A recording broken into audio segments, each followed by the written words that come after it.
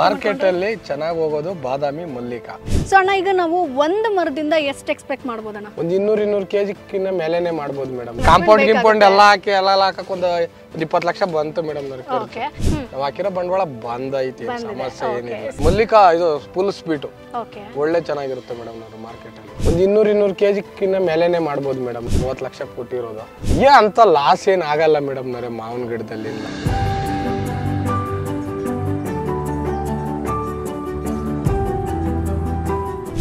ನಮಸ್ಕಾರ, welcome to freedom farming Kannada YouTube channel. ನಾನು Chaitra. So ಸ್ನೇಹಿತರೆ, ನಾವಿವತ್ತು ದೇವನಹಳ್ಳಿಯ ಕೋರಮಂಗಲದಲ್ಲಿದ್ದೀವಿ. ಸೊ ಇಲ್ಲಿ ನಿಮಗೆ ನಾನಿವತ್ತು ಚೆನ್ನೇಗೌಡರು ಅನ್ನೋರನ್ನ ಪರಿಚಯಿಸ್ತೀನಿ. ಸೊ ಇವರು ಸುಮಾರು 20 ವರ್ಷಗಳಿಂದ ಕೃಷಿಯನ್ನ ಮಾಡ್ತಿದ್ದಾರೆ. ಅಷ್ಟೇ ಅಲ್ಲ, ಇವರ ತಂದೆ ಕಾಲದಿಂದಲೂ ಕೂಡ ಇವರ ಒಂದು ಫ್ಯಾಮಿಲಿ ಕೃಷಿಯನ್ನ ಮಾಡ್ಕೊಂಡು ಬರ್ತಾ ಇದೆ. ಸೊ ಇವತ್ತು ನಾನು ನಿಮಗೆ 2 ಮಾವಿನ ತಳಿ ಬಗ್ಗೆ ಒಂದು ಸಾಕಷ್ಟು ಮಾಹಿತಿಯನ್ನ ಕೊಡ್ತೀನಿ. ಮಾರ್ಕೆಟ್ನಲ್ಲಿ ಸಖತ್ ಡಿಮಾಂಡ್ ಇರುವಂತಹ ತಳಿ ಅಂತ ಇದು. ಹಾಗಾದ್ರೆ ಇದು ಯಾವ ತಳಿ, ಇದಕ್ಕೆ ಹೆಚ್ಚು ರೋಗ ಬರುತ್ತಾ, ಯಾವ ರೀತಿಯಾಗಿ ಮೇಂಟೈನ್ ಮಾಡಬೇಕು, ಮಾರ್ಕೆಟ್ ಅನ್ನ ಇವರು ಯಾವ ರೀತಿಯಾಗಿ ಕಂಡುಕೊಂಡಿದ್ದಾರೆ, ಎಷ್ಟು ಆದಾಯವನ್ನ ಗಳಿಸ್ತಾ ಇದ್ದಾರೆ, ಎಷ್ಟು ಇನ್ವೆಸ್ಟ್ಮೆಂಟ್ ಮಾಡ್ತಾ ಇದ್ದಾರೆ, ಇವೆಲ್ಲದರ ಬಗ್ಗೆ ಡೀಟೇಲ್ಸ್ ಅನ್ನ ಕೊಡ್ತಾರೆ. ಸೊ ಬನ್ನಿ ಚೆನ್ನೇಗೌಡರನ್ನ ಮಾತಾಡ್ಸೋಣ. ಸೊ ನಮಸ್ತೆ ಅಣ್ಣ. ನಮಸ್ತೆ. So thank you so much ಅಣ್ಣ, ನಮ್ಗೆ ಇಂಟರ್ವ್ಯೂ ಮಾಡೋದಕ್ಕೆ ಪರ್ಮಿಷನ್ ಕೊಟ್ಟಿದ್ದಕ್ಕೆ. ಸೊ ನಾವು ಆನ್ ದಿ ವೇ ಹೋಗ್ತಾ ನೋಡಿದ್ವಿ, ಎಲ್ಲಾದ್ರೂ ಒಂದು ಮಾವಿನ ಕೃಷಿ ಯಾರಾದ್ರೂ ಮಾಡ್ತಾ ಇದಾರ ಅಂತ. ಸೊ ಯಾವುದೇ ಮಾವಿನ ತೋಟ ಹೋದ್ರೂ ಕೂಡ ಲಾಕ್ ಆಗ್ತಾ ಇತ್ತು, ಯಾರು ಸಿಗ್ತಾ ಇರ್ಲಿಲ್ಲ.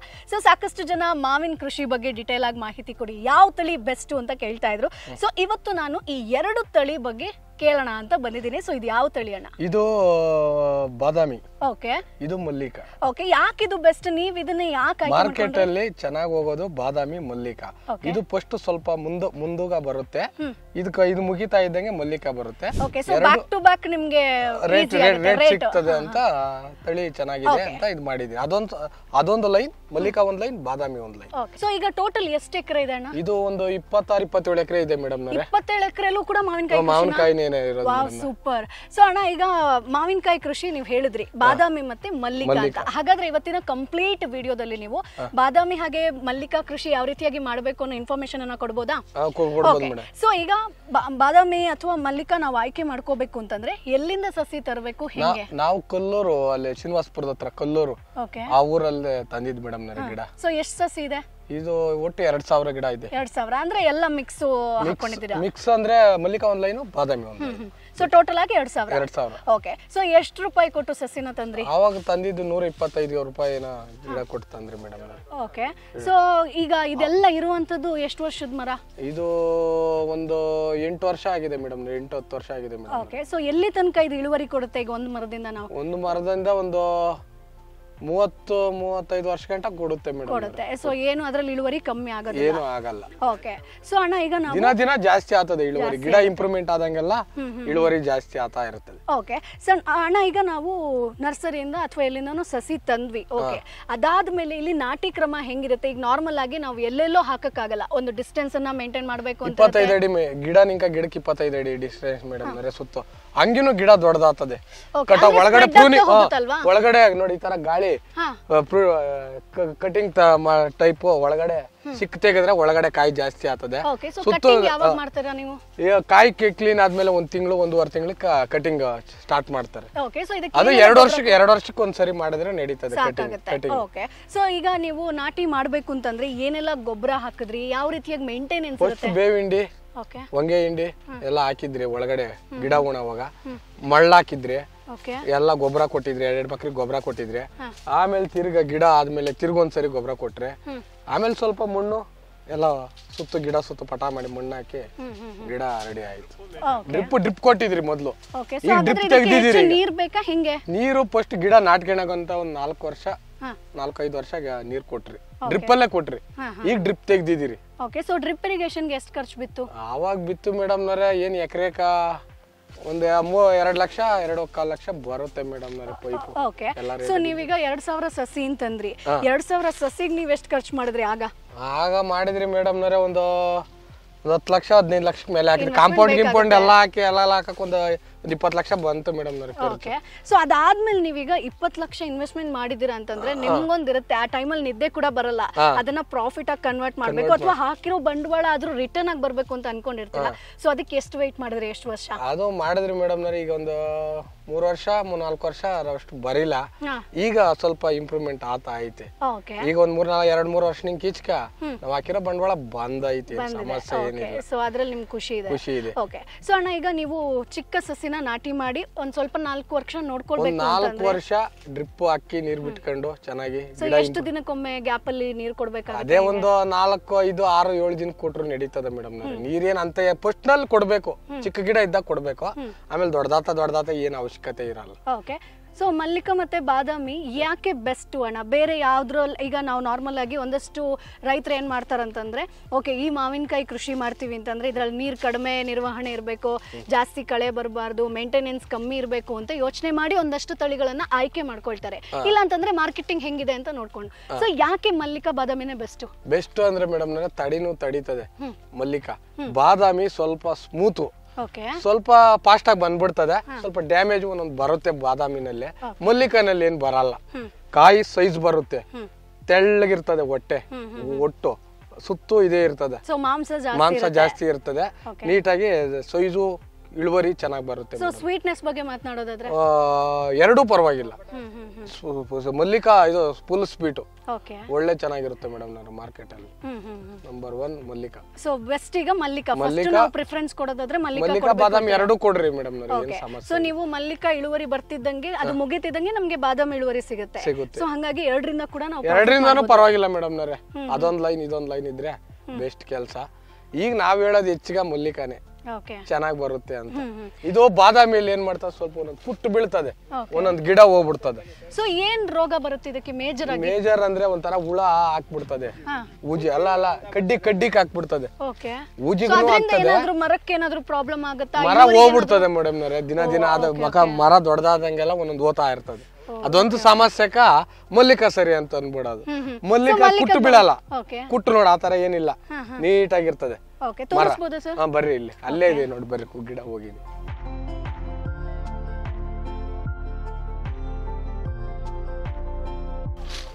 ಸೊ ಇದು ಕಂಪ್ಲೀಟ್ ಹೋಗಿರೋದಾ? ಇದು ಹೋಗಿದೆ ಮೇಡಮ್ ನವರೇ. ಆಗ ಮೇಡಮ್ ನವರೇ ನೋಡಿ ಈ ತರ ಆಗ್ಬಿಡ್ತದಾಗ ಮೇಡಮ್ ನವರೇ, ಈ ತರ ಆಗ್ಬಿಡ್ತದಾಗ ಸರ್. ಸೊ ಇದಿನ್ನೂ ಯೂಸ್ ಇಲ್ಲ ಅಷ್ಟೇ. ಬಟ್ ಅಲ್ಲಲ್ಲಿ ಸ್ವಲ್ಪ ಚಿಗ್ರೆಲ್ಲ ಇದೆಯಲ್ಲ, ಅದು ಸ್ವಲ್ಪ ಈಗ ಡ್ರೈ ಆಗ್ತಾ ಇರ್ತದೆ ಮೇಡಮ್ ನವರೇ. ಅದು ದಿನ ಹೋಗಕ್ಕೆ ಒಂಥರ ಹುಳ ಬಿದ್ದ್ಬಿಡ್ತದೆ ಕುಟ್ಟು. ಸ್ಮೂತ್ ಒಂಥರ ಈ ಕೋಳಿಗೆ ಇದೇನ್ ಕೋಳಿ ಅಂತಾರಲ್ಲಪ್ಪ, ಗಿರಿರಾಜ ಕೋಳಿ, ಪಾರಂ ಕೋಳಿ ಅಂತ. ನಾಟಿ ಕೋಳಿ ಹೆಂಗೆ, ಪಾರಂ ಕೋಳಿ ಹೆಂಗೆ ಅಂತಿರಲ್ಲ, ಆ ತರ ಇದೊಂಥರ ಪಾರಂ ಕೋಳಿ ಇದ್ದಂಗೆ.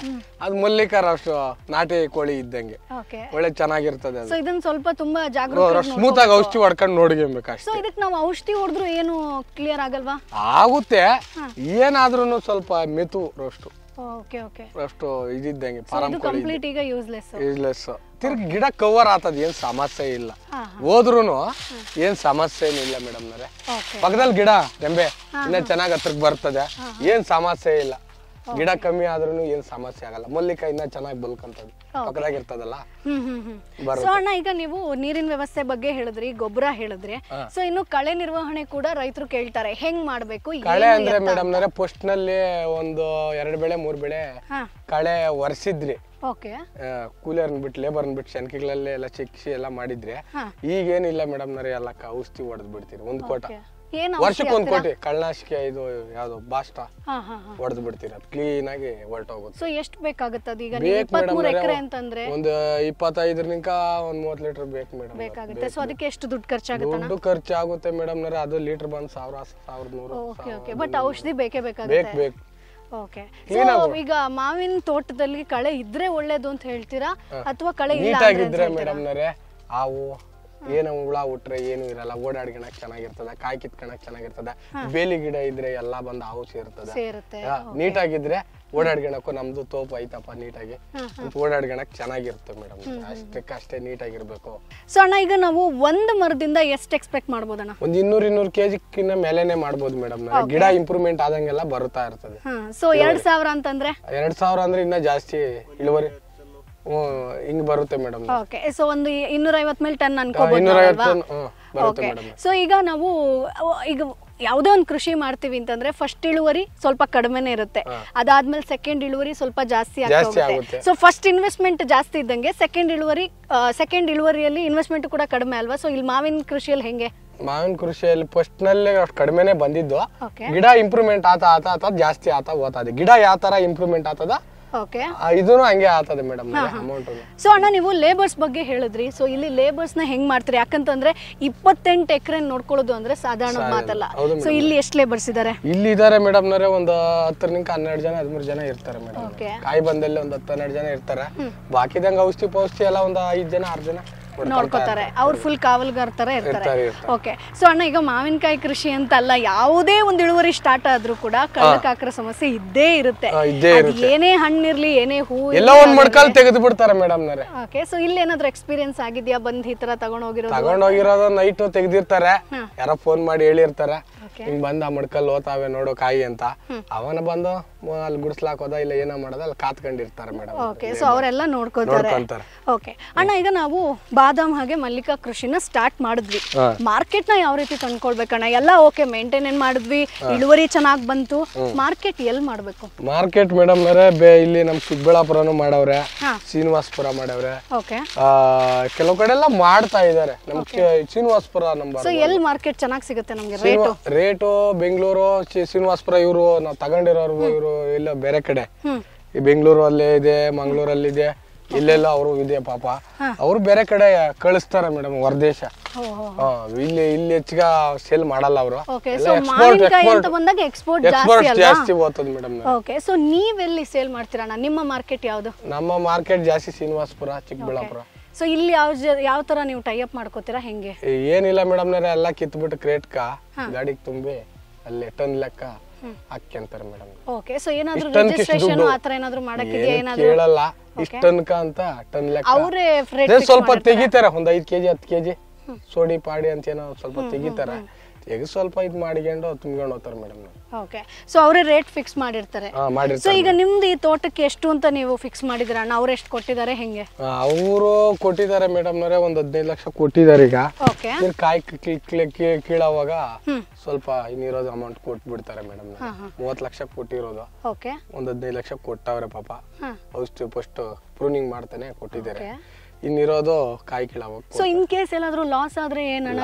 ಏನಿಲ್ಲ ಮೇಡಮ್, ಬಿಟ್ರೆ 1-2 ಲಕ್ಷ 1 ಲಕ್ಷ ಬಿಡ್ತೀರ ಅಷ್ಟೇ. ಅಂತ ಲಾಸ್ ಏನ್ ಆಗಲ್ಲ ಮೇಡಮ್ ನವರೇ, ಮಾವಿನ ಗಿಡದಲ್ಲಿ ಲಾಸ್ ಬರಲ್ಲ. ಸೊ ಯಾವ್ದು ಬೆಸ್ಟ್ ಅಣ್ಣ? ಈಗ ನಾವೇ ಒಂದು ಕಂಪನಿಗೆ ಒಂದು ಟೈ ಅಪ್ ಆಗೋದು ಬೆಸ್ಟ್ ಅಂತ ಹೇಳ್ತೀರಾ, ಅಥವಾ ಇಲ್ಲ ನಾವೇ ನಮ್ಮ ಮಾರ್ಕೆಟ್ ನ ಕಂಡ್ಕೋತೀವಿ, ನಾವೇ ಸೇಲ್ ಮಾಡ್ತೀವಿ ಅನ್ನೋದು ಬೆಸ್ಟಾ? ಅದು ನಾವೇ ಸೇಲ್ ಮಾಡಿದ್ರೆ ಒಳ್ಳೇದು.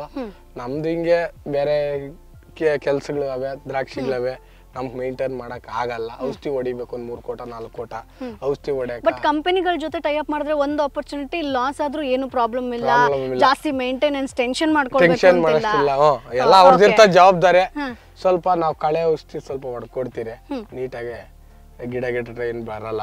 ಸ್ವಲ್ಪ ಅವರೇ ಕಾವಲು ಇದ್ಕೊಂಡು ಎಲ್ಲ ನೋಡಿ ಅಂತಾರೆ ಮೇಡಮ್. ಓಕೆ, ಸೊ ಮಾವಿನ ಕೃಷಿಯಲ್ಲಿ ಲಾಸ್ಟ್ ಪ್ರಾಫಿಟ್ ನಿಮ್ದು ಎಷ್ಟಾಗಿತ್ತಣ್ಣ? ಹೆಂಗೆ? 30 ಲಕ್ಷ ಅಂತ ಕೊಟ್ಟಿದ್ರೆ ಅವರು 1-2 ಲಕ್ಷ ಹಿಡ್ಕೊಂಡ್ರು ಕೊಟ್ಟಿದ್ದು. 30 ಲಕ್ಷ ಕೊಡಿಲ್ಲ, 1-2 ಲಕ್ಷ ಹಿಡ್ಕೊಂಡ್ರು. ಸ್ವಲ್ಪ ಗಾಳಿ ಇದು ಆನೆಕಲ್ಲು ಕಲ್ಲು ಬಿದ್ದು, ಮಳೆ ಬಿದ್ದು ಕಲ್ಲು ಬಿತ್ತು. 1-2 ಲಕ್ಷ ಹಿಡ್ಕೊಂಡ್ರೆ ಅಣ್ಣರೇ ಲಾಸ್ ಆಗದೆ, ಏನ್ ಮಾಡಾನಿ. ಓಕೆ, ಸೊ ಈಗ ಆಲ್ರೆಡಿ ಇಳುವರಿ ಶುರು ಆಗಿದೆ, ಇದ್ರಲ್ಲಿ ಎಷ್ಟು ಎಕ್ಸ್ಪೆಕ್ಟ್ ಮಾಡ್ತಿದ್ರ ಅಣ್ಣ? ಈಗ ಅವರು ಅಷ್ಟೇ ಹೋದ್ ಸರಿ ಕೊಟ್ಟಿದ್ ರೇಟ್ ಅಣ್ಣ ಅಂತ, ಸೇಮ್ ರೇಟ್ ಅಣ್ಣ. ಮುಂದಕ್ಕೆ ನೋಡಿಗಣ ಮುಂದಿನ ವರ್ಷ ರೈಸ್ ಆದ್ರೆ ಕೊಡ್ತೀರಣ್ಣ, ಗಿಡ ಇಂಪ್ರೂವ್ಮೆಂಟ್ ಕಾಯಿ ಸರಿ ನೋಡೋಣ ಹೆಂಗ್ ಬರ್ತದ ಅಂತಂದ್ರು. ಆಯ್ತು ತಕಪ್ಪ ಅಂತ ಅಂದ್ರೆ ಒಂದು 15 ಲಕ್ಷ ಈಗ ಅಡ್ವಾನ್ಸ್ ಕೊಟ್ಟವ್ರೆ, ನಿಂತಿದ್ದೆ ನಮ್. Okay, so thank you so much ಅಣ್ಣ, ನಿಮ್ಮ ಹತ್ರ ಮಾತನಾಡಿ ತುಂಬಾ ಖುಷಿ ಆಯ್ತು. ಸೊ ಈ ಒಂದು ವಿಡಿಯೋದಿಂದ ಸಾಕಷ್ಟು ರೈತರು ಕೂಡ ಇನ್ಸ್ಪೈರ್ ಆಗಿರ್ತಾರೆ ಅಂತ ಅನ್ಕೊಳ್ತೀನಿ. ಸೊ ಅವರು ಕೂಡ ಮಾವಿನಕಾಯಿ ಕೃಷಿ ಮಾಡ್ತಿದ್ರೆ ಬಹುಶಃ ಯಾವ ತಳಿ ಆಯ್ಕೆ ಮಾಡ್ಬೇಕು ಅನ್ನೋ ಕಂಪ್ಲೀಟ್ ಒಂದು ಕ್ಲಿಯರ್ ಕಟ್ ಅವ್ರಿಗೆ ಸಿಕ್ಕಿದೆ ಅಂತ ಅನ್ಕೊಳ್ತೀನಿ. ಥ್ಯಾಂಕ್ ಯು ಸೋ ಮಚ್ ಅಣ್ಣ. ಸೊ ನೋಡಿದ್ರಲ್ವಾ ಸ್ನೇಹಿತರೆ, ಮಾವಿನಕಾಯಿ ಕೃಷಿ ಮಾಡ್ತೀವಿ ಅಂತಂದ್ರೆ ಚೆನ್ನೇಗೌಡರ ಪ್ರಕಾರ ಬೆಸ್ಟ್ ಒಂದು ತಳಿ ಅಂತ ಬಂದ್ರೆ ಮಲ್ಲಿಕಾ. ಅಂದ್ರೆ ಅವರು ಫಸ್ಟ್ ಪ್ರಿಫರೆನ್ಸ್ ಕೊಟ್ಟಿರುವಂತದ್ದು ಮಲ್ಲಿಕಾಗೆ, ಸೊ ಸೆಕೆಂಡ್ ಪ್ರಿಫರೆನ್ಸ್ ಕೊಟ್ಟಿರುವಂತದ್ದು ಬಾದಾಮಿ. ಸೊ ಈ ಒಂದು 2 ತಳಿ ಬಗ್ಗೆ ಕಂಪ್ಲೀಟ್ ಕಂಪ್ಲೀಟ್ ಆಗಿ ಮಾಹಿತಿಯನ್ನು ಕೊಟ್ಟಿದ್ದಾರೆ. ಜೊತೆಗೆ ಅವರ ಫಾರ್ಮ್ ಟೂರ್ ಕೂಡ ನಾವು ಮಾಡಿದ್ವಿ.